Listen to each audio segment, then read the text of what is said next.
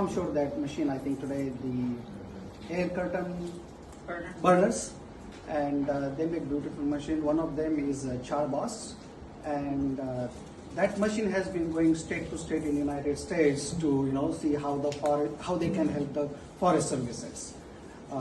So each forest has different kind of wood. They've been to Idaho, Utah, I guess, and last when I caught them 2 weeks back was in Oklahoma.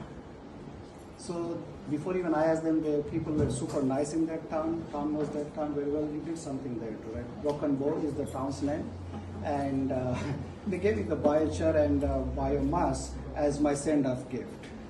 This rough, chunky material is what you need for this mobile equipment with the air curtain burner, because you need the air porosity, and they're really designed for this. They don't work well with chips, with wood chips. They will eventually design something that will work with wood chips. Interestingly enough, we use the same principle, the air curtain, in stationary burners and boilers. We know how to make, we know how to do it with wood chips, but this particular company, Air Burners, makes char, and it's a pretty good quality char. We've actually we've been working with the Char Boss development now for 6 years, I think, something like that, and it makes a very good quality char. It's not a very high yield because the air, if you remember, the charcoal burns in direct contact with air. So in that particular box, when you're blowing air across the box, it's very turbulent, and you get air that will contact the hot char, and it'll convert to carbon dioxide. But there are ways to actually improve the charcoal production. One of them is use muddy wood.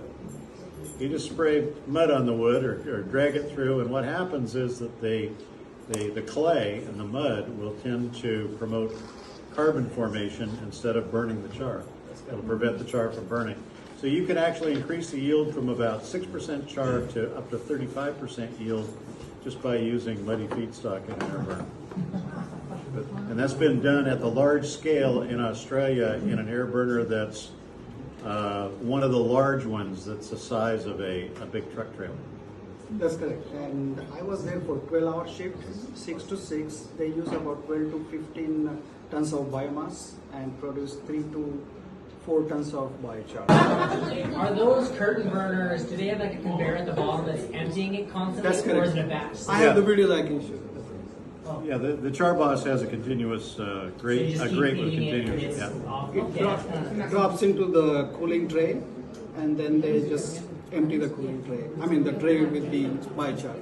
Also, the tray system is not That's correct. Well, no, it's got a continuous belt underneath, but then it discharges into a water bath. That's the small unit. The larger units have water-cooled augers with a water spray, and it comes out saturated as char, and then you got a conveyor that dumps that into a bin or a truck or whatever. Yeah. Is the Char Boss the one on wheels, or the one that you have to like move the truck? It's kind of a trailer. You have to pull it, but it has 3 wheels, 3 axles, so it's easy to transport. Because there's one that's like, I thought there was like one by Air Burners that moves by itself. There's one at Air Burners that they use as a development system. There are 2 that they sold to Debbie Dumrose, the Rocky Mountain Experiment Station in Idaho, and she's using those to circulate. And the one at, it was actually the one at Air Burners that was taken to Broken Bow. Yes.